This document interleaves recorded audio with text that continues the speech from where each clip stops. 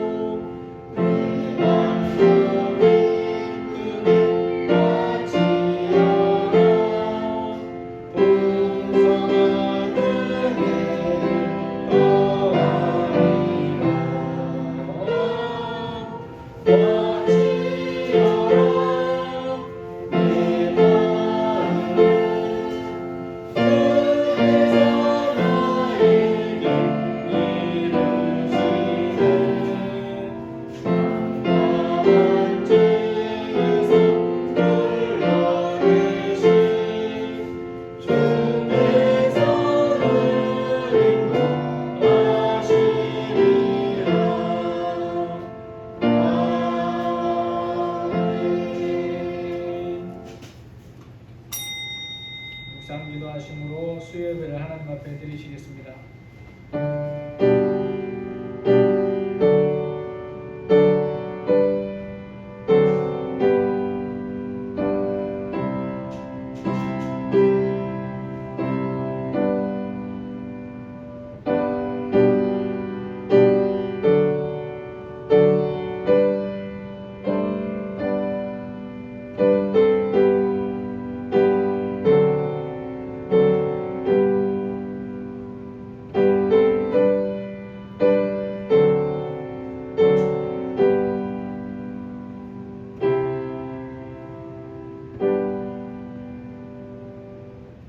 사도신경으로 신앙 고백하시겠습니다. 전능하사 천지를 만드신 하나님 아버지를 내가 믿사오며 그 외아들 우리 주 예수 그리스도를 믿사오니 이는 성령으로 잉태하사 동정녀 마리아에게 나시고 본디오 빌라도에게 고난을 받으사 십자가에 못 박혀 죽으시고 장사한 지 사흘 만에 죽은 자 가운데서 다시 살아나시며 하늘에 오르사 전능하신 하나님 우편에 앉아 계시다가 저리로서 산자와 죽은 자를 심판하러 오시리라. 성령을 믿사오며 거룩한 공예와 성도가 서로 교통하는 것과 죄를 사하여 주시는 것과 몸이 다시 사는 것과 영원히 사는 것을 믿사옵나이다. 아멘. 찬송가 211장입니다.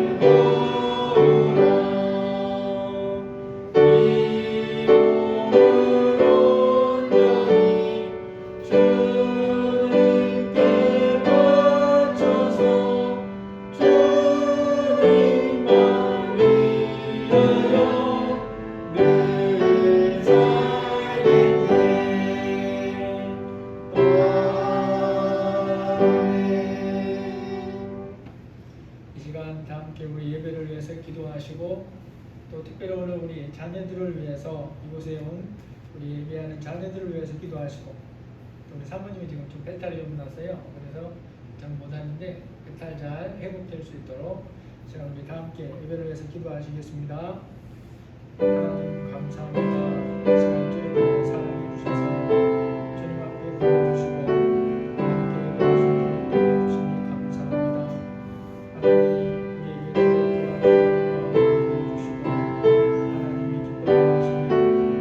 예배할 수 있도록 도와주시니 감사합니다. 하나님 우리의 예배를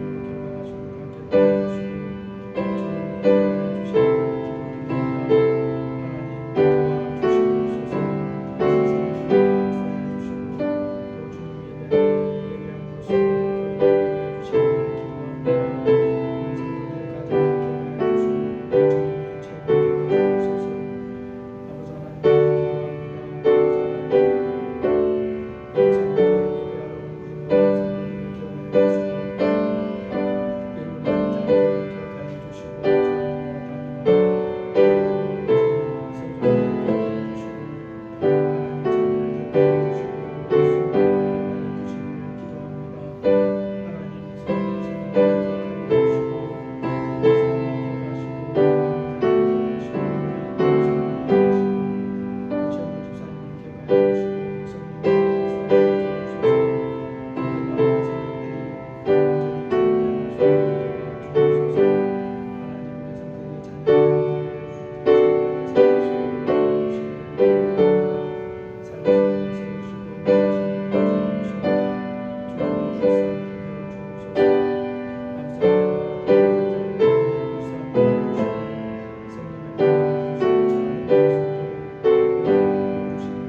하나님이 기뻐하시니 예배해 주시고 인도해 주시기를 기도드립니다. 이 사람 예배를 주시옵소서. 아버지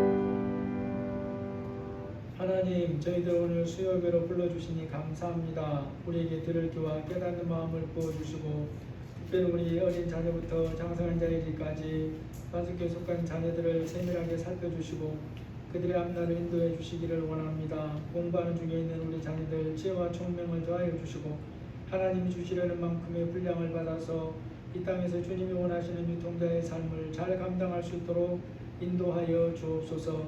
우리에게 들을 귀와 깨닫는 마음을 부어주시옵소서. 예수님의 이름으로 기도합니다. 아멘. 하나님 말씀 시편 9편 1절에서 10절까지 말씀입니다. 시편 9편 1절에서 10절입니다.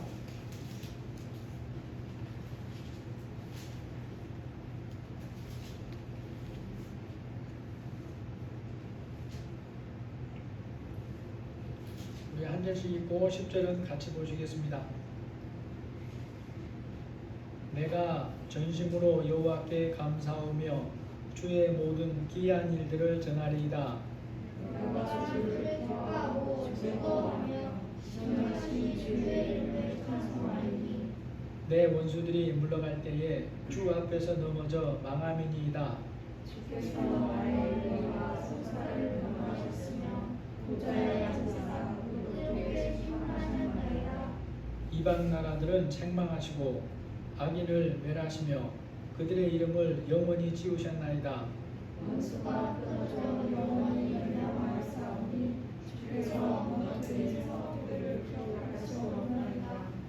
여호와께서 영원히 앉으시며 심판을 위하여 보좌를 준비하셨도다. 공의로 세계를 심판하시며 천지로 하나님의 판결을 내리시리라. 여호와는 압제를 당하는 자의 요새이시요 환난 때의 요새이시로다. 여호와여 주의 이름을 아는 자는 주를 의지하오리니 이는 주를 찾는 자들을 버리지 아니하심이니이다. 아멘.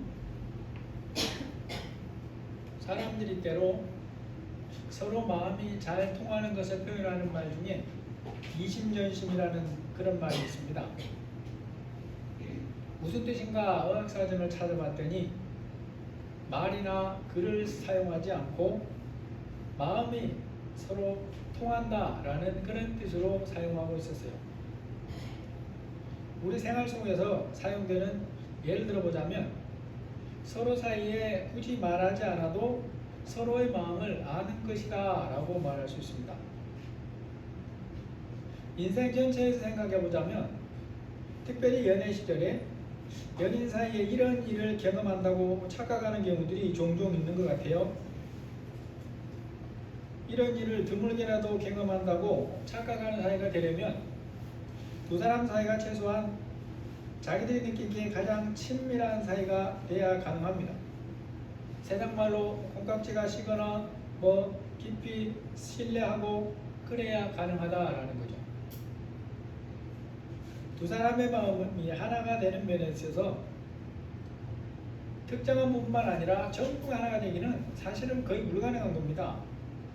왜냐하면 사람 인격 자체가 서로 다르기 때문에 그래요.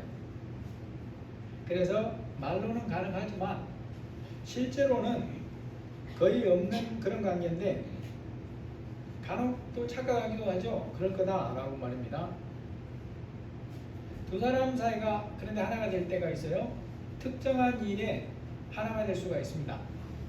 특정한 일을 하는 데 있어서 두 사람이 마음이 같을 수가 있어요. 그럴 때는 그 일을 하는 동안에는 그 일에 대해서는 서로가 자기 마음을 다 하죠. 그게 전심으로 하는 거라고 사람들 사이에서 말할 수 있습니다. 이 시간 살피는 말씀과 관련해서 우리가 아주 중요하게 생각해야 될 게 전심으로라고 하는 단어입니다. 그래서 이 단어를 좀 살펴볼 필요가 있어요. 이제 한번 아주 쉽게 생각해 보면 사람이 어떤 일을 할 때에 마음을 다하여 전심으로 한다고 생각할 수 있습니다. 예를 들어서 학생이 시험을 준비할 때에 자신은 전심으로 한다라고 생각할 수 있어요. 그러면 그렇게 생각하면서 시험 준비를 하는 자녀를 보는 부모도 자녀가 전심으로 시험 준비를 하고 있다는 것에 기쁘게 동의할 수 있을까요? 그런 경우도 있겠지만 그러지 않는 경우도 얼마든지 있을 수 있어요. 자녀가 말하는 것에 대해서 부모가 가진 생각은 다를 수가 있는 거예요. 같은 자녀가 시험 준비하는 모습이고 그것을 같이 보고 있는데 왜 부모와 자녀의 생각이 다를 때는 그처럼 다를까요? 여기에는 이유가 있습니다. 그것이 바로 전심으로 또는 온 마음으로 라는 것에 대해서 부모와 자녀의 생각이 다른 거예요. 시험을 준비하는 자녀가 생각하는 전심으로는 어떤 정도냐 하면 평소에 게임을 하루에 2시간씩 했는데 1시간으로 줄였고 잠을 8시간을 잤는데 7시간으로 줄이고 시험 공부를 하고 있어요. 그 외에 공부 외에 다른 것들도 했는데 그것들의 시간을 절반으로 줄이고 시험 공부를 하고 있습니다. 그러니까 자신이 보기에는 뭐 하고 있는 거예요? 전심으로 시험 준비를 하고 있는 거예요. 그러면 그렇게 하는 자녀를 보는 부모 마음은 어떨까요? 아니, 다음 주가 시험 주간인데 하루에 게임을 1시간씩이나 하고 잠도 7시간씩이나 자고 그 외에 다른 것들도 여전히 하고 있으면서 온 마음으로 시험을 준비하고 있다니 이걸 부모가 인정해 줄 수 있느냐라는 것이죠. 그런 것처럼 사람 사이에서 어떤 일에 대해서 말할 때에는 그 사람의 자세가 전심으로인지에 대한 그런 생각이 다를 수가 있어요. 자녀 입장에서 보면 자기는 전심이라고 생각할 수 있는데 부모가 보기에는 전심이 아닐 수가 있는 거예요. 그게 사람들의 생각이죠. 이 시간 읽은 본문에 보니까 시인이 서약의 기도, 다짐의 기도를 합니다. 9장 1절 2절 우리 같이 한번 읽어보시겠습니다. 1절 2절 같이 읽겠습니다. 내가 전심으로 여호와께 감사하며 주의 모든 기이한 일들을 전하리이다. 내가 주를 기뻐하고 즐거워하며 지존하신 주의 이름을 찬송하리니. 시인이 하는 이 고백이 어떤 성격인가 우리가 좀 봐야 돼요. 자신이 이제부터 이렇게 살겠습니다 라고 하는 일종의 서약 기도입니다. 이건 단지 주변 사람들에게 결심을 드러내는 정도가 아니에요. 모든 것을 아시는 하나님이시고 세상을 주관하시는 전능하신 하나님 앞에서 이렇게 살겠습니다 라고 하나님께 약속하면서 드리는 서약의 기도다라는 거죠. 사람이 살면서 이전과 다르게 무엇을 바꾸거나 변화할 때가 있습니다. 그러한 경우에 시작이 결심에서 시작을 하죠. 나는 무엇을 하겠다, 무엇을 안 하겠다, 뭐 이런 결심을 해요. 그런데 실제로는 결심보다 더 중요한 게 있습니다. 그게 뭘까요? 그게 바로 실천이죠. 결심을 실천으로 옮겨야 열매를 맺을 수가 있는 거죠. 그래서 아무리 좋은 결심을 해도 실천이 따르지 않으면 하나만 한 거예요. 우리가 때로 자기를 마음이 위로 삼으려고 그래요. 어떤 사람한테 전화를 했어야 되는데 좀 약간 전화하기가 껄끄러운 관계가 있을 수 있어요. 그래서 전화를 했는데 마침 안 받아. 그러니까 이제 마음으로 좀 쑥 쓸어내리는 거예요. 그래, 나는 했는데 쥐가 안 받았지? 이러는 거죠. 그런데 실제로는 상대방이 볼 때는 어떤 것입니까? 그게 무슨 의미가 있어요? 하나마나 통화가 안 됐는데. 여러분, 사람의 결심은 크고 분명할수록 실전이 따르지 않으면 실망도 커져요. 우리가 주변 사람들 사이에서 어렵지 않게 볼 수 있으면서도 그것을 그대로 실천하는 것은, 또는 계속해서 쭉 실천하는 것은 어려운 것들이 있습니다. 담배나 술을 끊겠다거나 운동을 한다거나, 제가 아는 어떤 사람 영어 회화를 계속 한번 해보겠다, 이런 결심들을 할 때가 있어요. 여러분, 사람이 어떤 것에 대해서 이제까지 그것을 계속 하거나 안 해왔는데 지금부터 하겠다거나 끊겠다고 결심했다면 사람마다 다 이유가 있겠죠. 예를 들어서 술, 담배를 끊겠다고 결심했으면 그게 건강에 해롭다라고 하는 것을 평소에도 알았는데 지금 최소한 그런 결심을 해야 할 정도로, 혹은 해봐야 할 정도로 중요하게 여기게 됐다는 거잖아요. 사람이 살면서 이런저런 이유로 다른 사람이 보기에는 별것 아닌 것처럼 보여도 이제까지의 모습과는 다르게 살 것을 결심할 수가 있습니다. 그래서 그 결심이 실천으로 이어져서 실제로 달라지는 부분들도 있고, 그 달라진 만큼 그의 삶에 혹은 주변에 유익을 끼칠 수가 있다라는 거죠. 그런데 그 반대로 어떤 경우에는 아주 결심은 강하게 했는데 실천하는 데는 실패하기도 해요. 여러분, 예를 들어서 어떤 사람이 자기 친한 친구가 술로 인해서 췌장암 판정을 받았다라는 소식을 듣고 나서 충격을 받습니다. 이제부터 술을 끊어야겠다라고 결심할 수 있어요. 여러분, 제가 기사를 보니까 췌장암의 원인이 최대 80%가 술이랍니다. 폐암은 우리가 담배라고 생각하는데 담배는 50%인가 밖에 원인이 안 돼요. 전체 통계에서 보면. 근데 췌장암이라는 것은 술이 80%가 원인이래요. 췌장암은 걸리면 거의 죽습니다. 길어도 1년 안에. 얼마 전에 참 안타깝게 유상철 감독이 죽었는데 췌장암에 걸려서 지난 한 1년 정도 투병했어요. 근데 그 사람 기사 보시면 아시겠지만 의외로 이 사람은 그 췌장암이 치료가 됐대요. 그랬는데 뇌로 전이가 된 것을 발견을 못한 거예요. 췌장에서는 고쳐졌다고 봤는데, 그래서 죽은 겁니다. 금주를 결심하는 경우 그러한 이유보다 더 큰 이유가 있겠냐라는 거죠. 그렇게 결심했는데도 불구하고 실천하는 데는 실패할 수 있어요. 여러분, 그리스도인에게도 실천하는 면에서 보면 이런 것들이 있습니다. 이제까지의 삶에서 그것이 꼭 잘못돼서가 아니라 말씀을 가까이 하고 묵상하는 삶에서 또 주님의 인도함을 세밀하게 받는 삶에서 내가 이전과는 좀 다르게 살겠다고 결심할 수가 있잖아요. 그런데 그러한 결심을 실제로 실천해서 이전보다 하나님과 더 친밀하게 소통하고 인도하면서 받는 삶을 사는 것은 생각처럼 쉽지가 않더라는 거예요.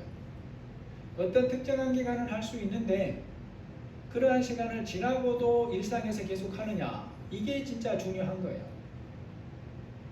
한 주간, 두 주간, 40일 저녁 기도, 새벽 기도 결심할 수도 있어요. 그걸 실천할 수도 있어요. 그런데 그것이 인생에서 보면 어느 정도 되냐 이거예요. 1년에서 보더라도 거의 10분의 1, 40일을 하더라도 10분의 1 조금 넘는 거예요. 그러니까 그런 결심을 하고 실천하는 게 나쁘다는 게 아니라 우리가 평소의 삶에서 하나님을 경외하고 사는 게 진짜 중요한 거예요. 이런 부분에서 본문의 시인의 결심을 보면서 우리가 우리의 삶에서 돌아봐야 할 부분들이 있다라는 거죠. 이제까지 우리가 하나님께 드린 기도 중에는 어떤 부분에서는 다짐하면서 기도했던 것도 있을 거예요. 그게 꼭 서약이라는 말을 안 쓰더라도 하나님, 내가 이런 부분에서 이렇게 살기를 원합니다 라고 스스로에게 다짐했던 기도들이 있단 말이에요. 그런 것들을 이 다윗을 보면서 돌아볼 필요가 있다는 것입니다. 이 시편을 기록하는 사람은 다윗이죠. 이 시편의 내용을 보면 앞에서 설명드린 것처럼 서약의 다짐의 기도입니다. 또 이것은 하나님이 어떤 분인지 아는 것이 거의 없거나 전혀 모르는 사람이 아니에요. 오히려 그 시대에 대부분의 사람들보다 하나님을 더 아는 사람 다윗이다라는 거죠. 이제 이게 왜 중요한가 하면 시인이 하나님을 이 정도로 안다는 것은 지금 이게 누가 친한 친구가 췌장암 걸렸으니까 술 끊어야겠다고 결심하는 정도가 아니라는 거예요. 그것도 대단한 거지만 그런 수준이 아니에요. 어느 한순간에 하나님의 말씀에 대해서 은혜를 받아서 격하게 감정이 일어나서 그렇게 결심한 것도 아니에요. 이제부터 이전까지 예수 믿고 살아왔던 것보다 더 신실하게 하나님을 붙들고 살겠습니다 이거죠. 그래서 말합니다. 내가 전심으로 여호와께 감사하며 주의 모든 기이한 일들을 전하리이다. 내가 주를 기뻐하고 즐거워하며 지존하신 주의 이름을 찬송하리이다. 이제 우리가 오늘 교훈적인 면에서 첫 번째로 생각해 봐야 될 부분이 있습니다. 서약의 기도를 드리는 걸 보면서 우리가 서약하는 기도의 합당함에 대해서 좀 생각을 해봐야 돼요. 성경에 보면 하나님께 서약하는 기도를 드리는 사람들을 볼 수는 있습니다. 그런데 그런 기도에서 어떤 사람의 경우에는 그 사람이 드리는 서원의 기도가 하나님의 말씀에 비추어서 전혀 합당하지 않는 그런 기도를 드리는 경우도 있어요. 그럼에도 하나님 말씀에 비추어 잘못된 서원 기도를 했음에도 이후에 그것을 지키지 않으면 벌 받을까봐 두려워하면서 지키는 경우가 있어요. 그러한 일을 보여주는 대표적인 사람이 입다라고 하는 사람이죠. 입다는 사사인데 사사기서에 나오는 사사입니다. 암몬 자손과 전쟁을 앞두고 전쟁에 나가면서 이런 잘못된 서원을 해요. 사사기 11장 30절에 보시면 그가 여호와께 서원하여 이르되 주께서 과연 암몬 자손을 내 손에 넘겨주시면 내가 암몬 자손에게서 평안히 돌아올 때에 누구든지 내 집 문에서 나와서 나를 영접하는 그는 여호와께 돌릴 것이니 내가 그를 번제물로 드리겠나이다 한지라. 입다가 하는 서원기도에서 서원기도를 보면 말씀에 비추어서 명백하게 잘못된 부분들이 있어요.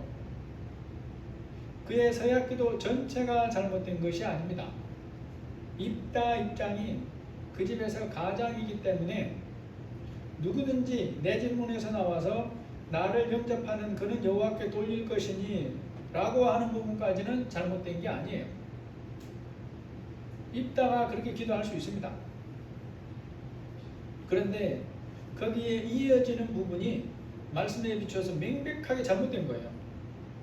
이러한 서원기도는 하나님이 받지도 않으실 뿐 아니라 전혀 원하시지도 않아요. 오히려 이러한 서원은 이방신들에게나 이방세계에서 이방신들이라 하는 이방신에게 하는 그런 악한 죄고 하나님께 오면 심판받아 마땅한 죄일 뿐이에요.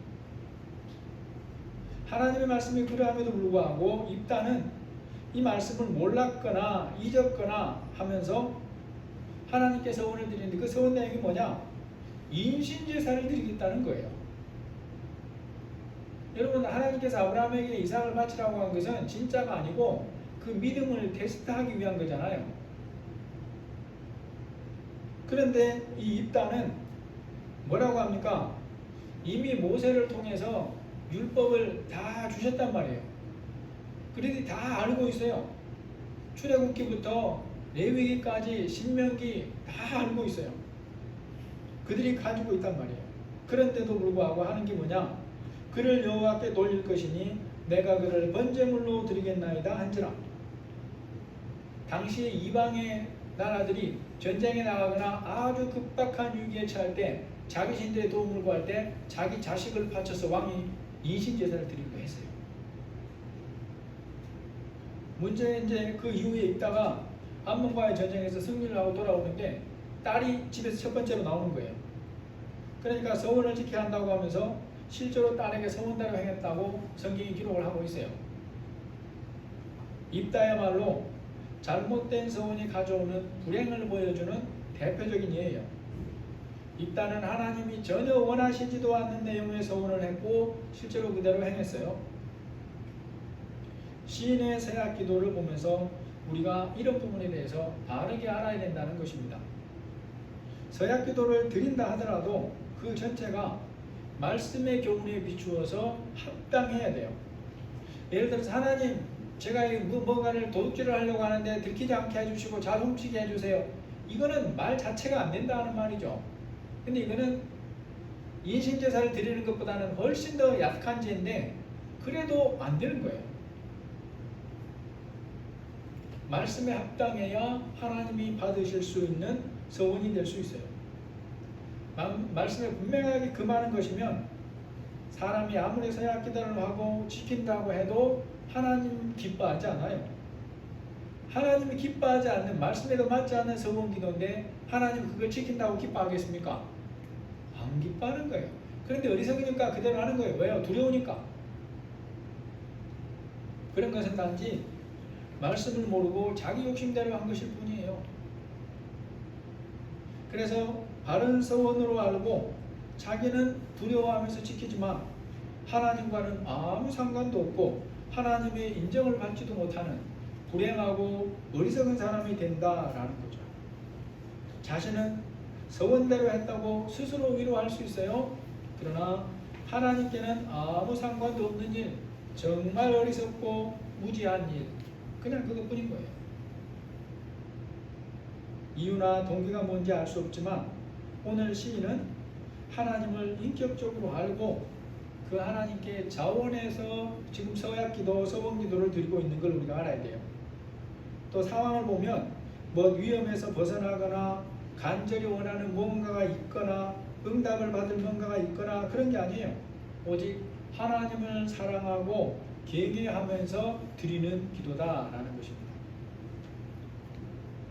하나님께서 우리에게 모든 사람에게 원하시는 순종이 바로 이런 종류의 순종이죠.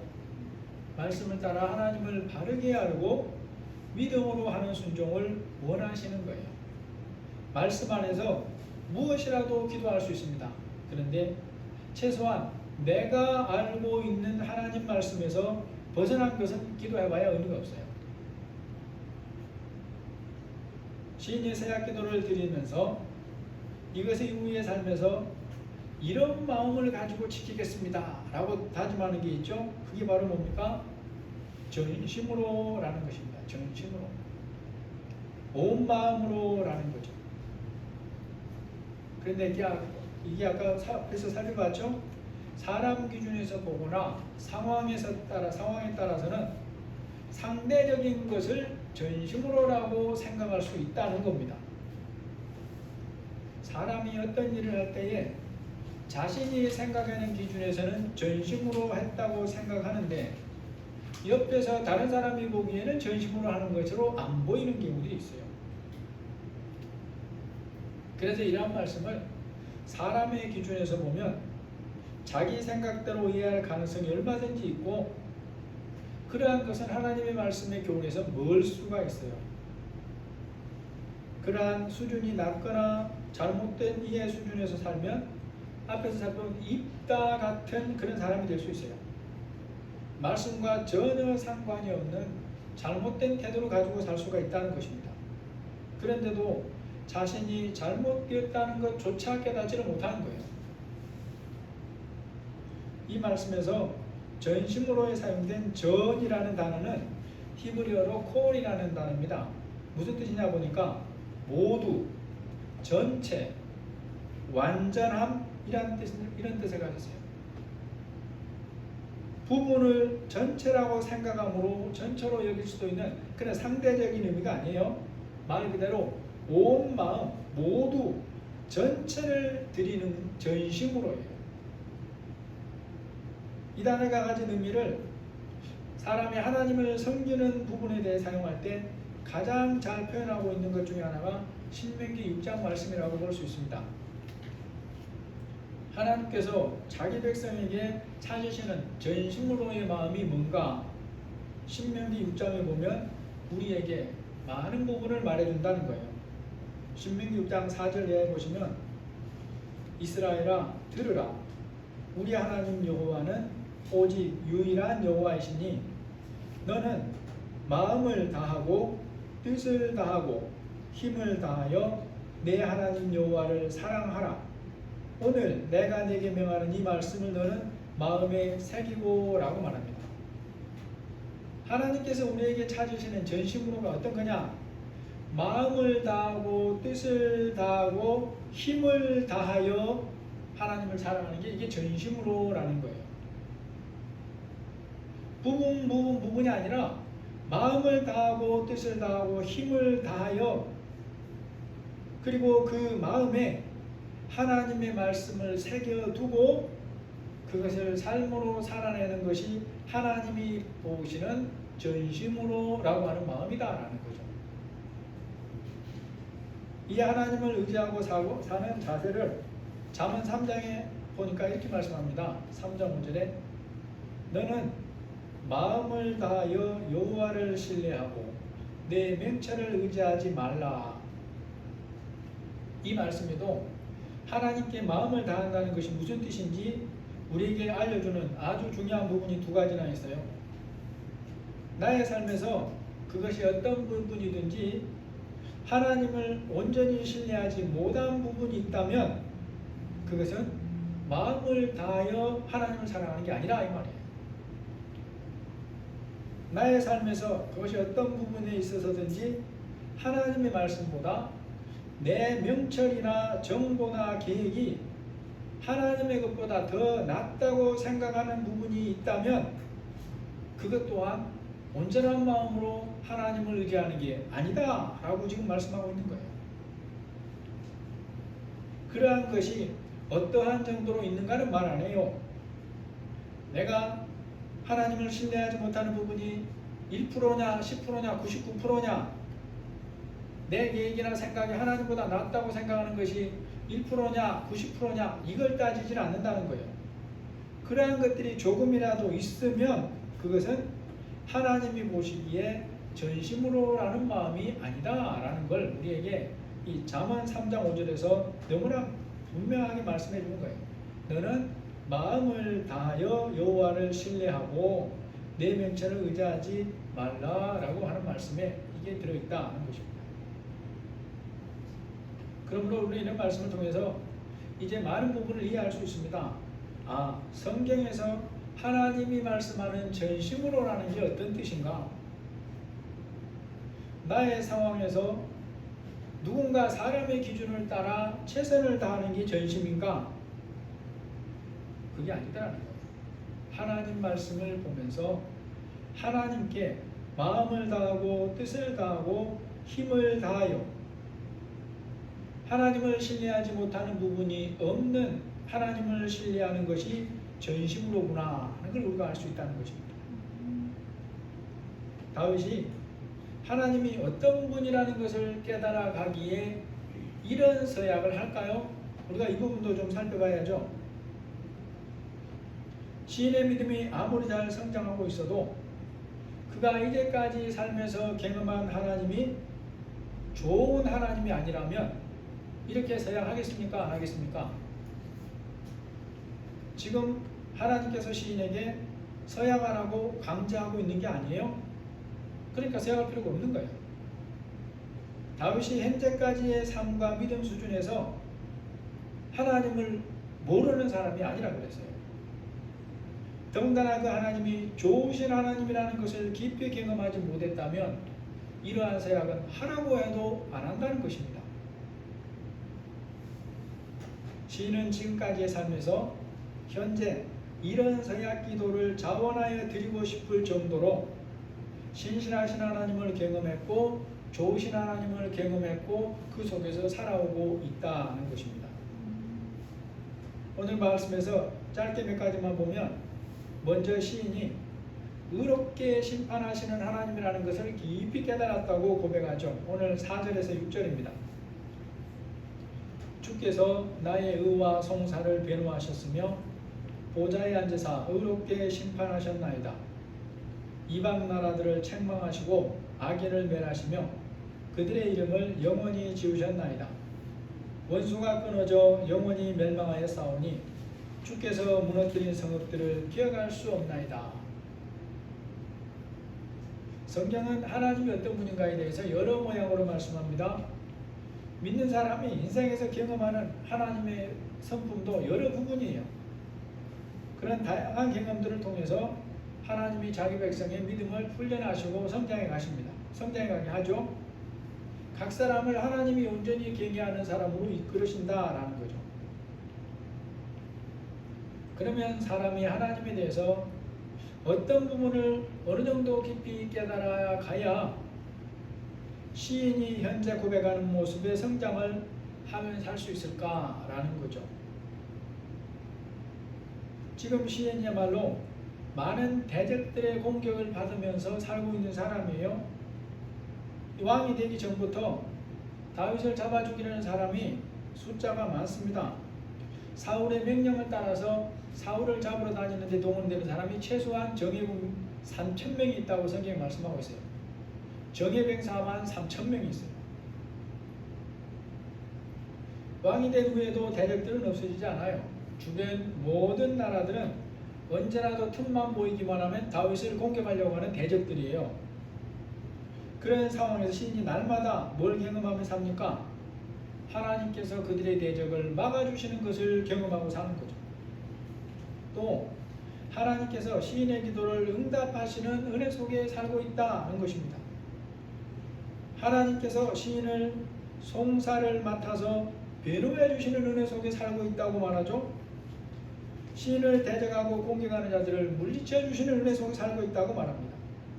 뿐만 아니라 하나님께서 시인의 원수의 이름을 영원히 끊어버리는 심판도 하는 것을 보면서 살고 있다. 이렇게까지 고백해요. 하나님께서 시인에게 승리를 주신 것이 너무 많아서 성읍의 숫자를 다 셀 수도 없습니다. 이렇게 고백할 정도죠. 그래서 시인은 서양하는 기도를 자원해서 했던 것입니다. 또 한 가지 부분이 하나님이 잠시 동안만 아니라 영원한 심판주이시고 공의와 정직으로 심판하신다는 것도 깊이 깨달았다고 고백해요.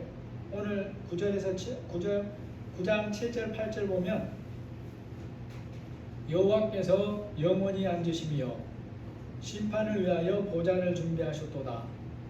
공의로 세계를 심판하시며 정직으로 만민에게 판결을 내리시리로다. 여러분, 세상 나라나 사람들도 재판을 합니다. 그것으로 질서를 유지해요. 그러면 하나님이 하시는 재판과 사람 재판장이 하는 재판이 결정적으로 다른 부분이 어딜까요? 그게 바로 정확성이라고 하는 부분이죠. 재판으로 다투는 일은 굉장히 복잡합니다. 그래서 사람은 본의가 아니어도 실수할 수 있어요. 또 때로는 뇌물을 받아서 일부러 굽게도 만들어요. 그런데 하나님이 하시는 심판은 어떤 경우에도 오류가 없다는 거예요. 하나님이 하시는 재판에 오류가 없는 이유가 있습니다. 모든 것을 다 아시는 하나님이 하나님의 절대 공이라는 기준을 가지고 판결하기 때문에 그렇습니다. 하나님의 공의는 세상의 재판자처럼 돈이나 권력에 영향을 받지를 않아요. 환경에 따라 그 기준이 이랬다 저랬다 변하지도 않습니다. 거기에 더하여서 하나님이 재판주요 심판주로 일하시는 기간도 사람과는 달라요. 사람은 임기가 끝나면 재판을 못합니다. 은퇴하면 못해요. 그런데 심판주 하나님은 그렇지 않습니다. 영원토록 그렇게 하시는 거예요. 그러므로 자신이 한 모든 판결과 심판의 결과에 대해서 영원토록 책임을 지는 거예요. 하나님이 그러하신 분이기 때문에 앞날을 영원히 믿고 맡겨드릴 수가 있다라는 것입니다. 오늘 끝으로 시인이 하나님이 어떤 분인가에 대해서 깨달은 것이 하나 더 있습니다. 그것이 바로 하나님을 의지하는 자들을 어떻게 대하시는가를 깨달은 거예요. 죽게 피하는 자들을 버리지 아니한다, 이걸 깨달은 겁니다. 9절과 10절을 보시면 여호와는 압제를 당하는 자의 요새이시요 환난 때의 요새이시로다. 여호와여, 주의 이름을 아는 자는 주를 의지하오리니 이는 주를 찾는 자들을 버리지 아니하십니다. 사람은 세상을 사는 동안 각종 위험을 피하기 위해 많은 노력을 하죠. 심지어는 현재는 전혀 위험이 보이지 않는데도 만일을 대비해서 여러 가지 보험들을 들어놔요. 우리나라 사람들이 전국 국가 단위로 보면 세계에서 보험을 제일 많이 드는 나라 중에 하나예요. 그러니까 냉정하게 보면 쓸데없는 보험도 많다는 소리죠. 휴면대에서 보험을 찾아가지 않는 액수가 12조인가 그래요. 지금까지 모인 게. 근데 그게 다 크고 작은 액수이기 때문에 사람들이 귀찮아서 안 찾는 것도 있고 잊어버려서 안 찾는 것도 있대요. 또 가능하면 세상에 힘 있는 사람과 좋은 관계를 만들고 살려고 애를 써요. 그런데 아무리 완벽하게 대비해도 인생에서 살면서 만나는 어려움이나 위기를 다 막고 피할 수 있는 게 아니에요. 얼마 전에 제가 종신보험이 뭔가에 대해서 기사를 보면서 참 동기가 갔어요. 어떤 분이 저한테 종신보험 든다고, 저 종신보험 사실 별로 이해도 잘 못했는데 쫙 뽑아가지고 와가지고 준 적이 있어요. 몇 개월 전에. 근데 종신보험이라는 게 죽고 나서 나오는 거라면서요. 그 사람이 죽었을 때 그 가족에게 준다는 게 종신보험이래요. 사람들이 그것을 저축성으로 이해하고 오해해서 불안전 판매를 해서 가입하도록 만든다는 거예요. 근데 생각해 보세요. 그런 종신보험을 그렇게 들으는 것이 그게 과연 그 사람에게 무슨 유익이 있겠어요? 냉정하게 정직하게 말해주지 않으면 가족을 위해서 보험을 들 수는 있지만 그 종신보험을 저축성 보험 비슷하게 얘기해가지고 그렇게 들도록 만든다는 거예요. 그러나 그것이 그 사람을 보호해주지 못하는 것입니다. 그런 세상에서 신이 하나님을 깨달은 거예요. 한계를 벗어날 수도 없고 피할 수도 없는 자신을 누가 보호해주고 의지할 대상이 되어주시고 앞날을 인도해 가시는 분인가를 깊이 깨달은 거죠. 오직 여호와 하나님만이 자신의 피할 요새가 되시는 분이라는 것을 깨달았다는 것입니다. 여러분, 사람이 믿음으로 살아도 때로 범죄하고 불순종할 때가 있죠. 다윗도 그런 경험이 있어요. 그런데 감사하게 하나님은 그가 범죄해도 단번에 그를 버리지 않는다는 것을 깨달았어요. 또 회개하고 돌이키면 긍휼을 베푸신 분임을 깨달은 거예요. 그래서 10절에 뭐라 그럽니까? 여호와여, 주의 이름을 아는 자는 주를 의지하오리니 주를 찾는 자들을 버리지 아니하십니다. 이 중에는 죄짓다가 회개하고 돌이키는 사람들이 같이 들어있는 그런 말씀이다 하는 것입니다. 오늘 말씀을 정리해 보겠습니다. 시인은 그 사이에서 보자면 어쩌면 하나님을 가장 많이 알고 있는 사람의 손가락으로 꼽을 정도의 사람이 드는 사람입니다. 이제까지 그런 믿음을 가지고 살아온 사람이에요. 그 하나님을 믿고 믿음으로 살려고 실생활에서 애를 써온 사람이에요. 그렇게 하나님을 알고 믿고 살아온 시인인데 본문을 고백하는 어느 순간에 자신의 마음을 담아 하나님께 앞날의 삶을 이렇게 살겠습니다 하고 생각하는 거예요. 내가 전심으로 여호와께 감사하며 주의 모든 귀한 일들을 전하리이다. 내가 주를 기뻐하고 즐거워하며 지존하신 주의 이름을 찬송하며 살겠습니다. 이렇게 생각을 하는 것입니다. 그 하나님이 어떤 분인가를 알아갈수록 하나님이 너무나 좋아서 더욱더 깊이 알고 의지하고 전하고 살고 싶은 마음이 커서 신이 지금 이렇게 고백한다는 거죠. 여러분이나 제가 하나님을 아는 정도는 어떠한 수준인지 점검해 보시기를 바랍니다. 하나님이 너무도 좋은 분이어서 시간이 갈수록 더 깊이 알고 의지하고 싶은 마음이 있는지 우리 자신들을 한번 돌아보시기를 바랍니다. 하나님께서 우리에게 원하시는 마음이 있어요. 전심으로 주를 찾는 자가 되는 것입니다. 그런 자에게 영원한 인도자요 요새가 되어주시겠다라고 하시는 이 하나님의 말씀이 오늘 여러분과 저에게 하시는 말씀이 되시기를 예수님의 이름으로 축복합니다. 하나님 아버지, 전심으로 우리가 하나님을 찾는 자가 되기를 원합니다. 온 마음으로 하나님을 사랑하고 의지하는 자가 되기를 원합니다. 다윗에게 베풀어 주신 은혜들이 우리의 모든 삶에도 풍성하게 넘치기를 원합니다. 하나님께서 불쌍히 여겨 주옵소서. 예수님의 이름으로 기도합니다. 아멘. 찬송가 278장입니다.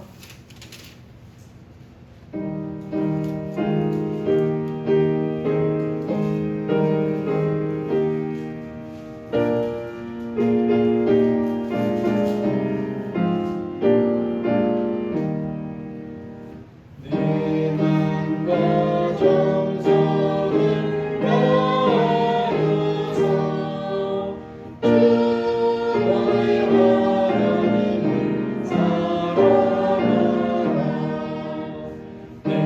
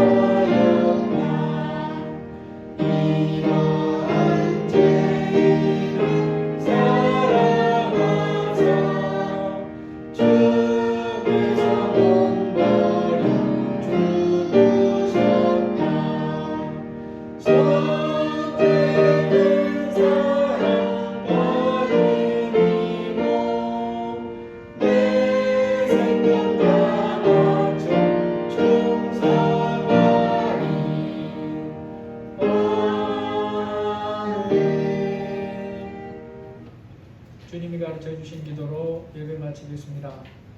하늘에 계신 우리 아버지여, 이름이 거룩히 여김을 받으시오며 나라가 임하옵시며 뜻이 하늘에서 이루어지는 것 같이 땅에서도 이루어지이다.